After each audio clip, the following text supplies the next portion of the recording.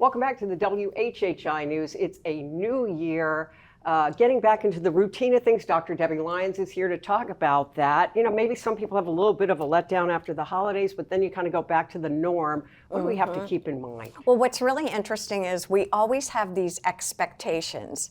Okay, at the end of the year, I'm going to do what I do. I'm going to drive myself crazy, under stress and all that. And when the new year comes, I'm going to be mindful, and I'm going to have all of these new expectations of the new great me. You know what we're doing then? Allie, we're setting ourselves up for failure. And then you're going to feel lousy about yourself. Exactly. I'm going to go to the gym 5 days a week, and you do it 2 weeks and you don't go back in. So, exactly. Right, okay. So I think the key to all of this and this entire discussion about New Year, New You is no, New Year, I am me. And I think one of the most important things we can do is called radical acceptance. You know what? I know.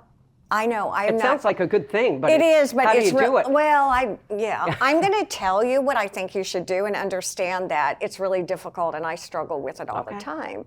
But I think instead of the negative cognitions, I'm not enough, I'm not working enough, I ate too much, you know, all of the things that I can beat myself up about, I try, and 80% of the time I'm good, 20% is I challenge it with, is it possible I'm really not this gross person?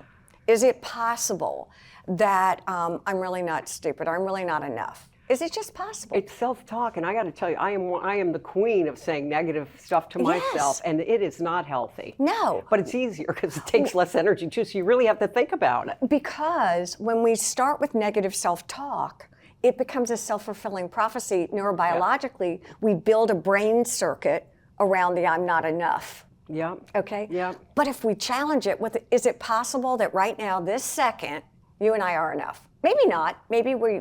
Sure we are. Yeah, but is it possible we are? Right. And if it's possible, now we just added a new little brain circuit.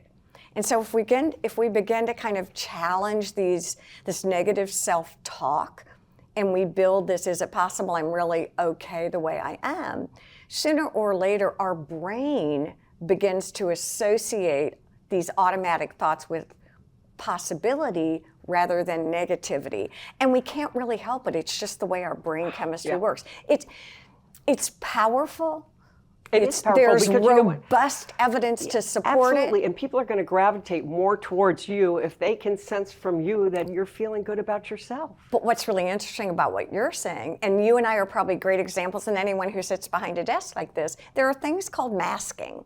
And masking is, I can hold myself together and present myself in a pretty healthy and happy way, right? And then I get my fluffy robe at night, and I'm like, with my wheat thins and my glass of wine, and I'm like, oh, geez. Isn't that funny, though? But I think is that okay or not, then? Well, yeah, it's not a bad thing or a good thing. It's just recognizing that what we do, and again, stopping the judgment around ourselves. We treat our friends oftentimes in a more kind and graceful and compassionate manner than we treat ourselves. I agree with you on that one. I would say that's true. I have to tell you about the masking thing. I remember in college, my college boyfriend said to me, Allie, when I first met you, I thought you really had your stuff together.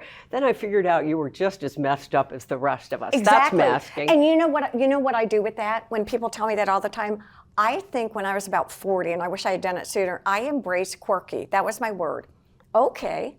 You know, I'm quirky. There are great things about me. There are not so great things, but it is what it is. Quirky is fun. Quirky is fun. Yeah. So I think getting to know yourself, and again, trying to be more objective and look at yourself from an outside point of view, which is really hard to do when you're in your own head. So that requires getting out of your own head, and sometimes that's not easy. Can you really rewire the brain? 100%. Not 80%. I'm sure studies have been done. Do we know how long that takes? It's called neuroplasticity. Okay.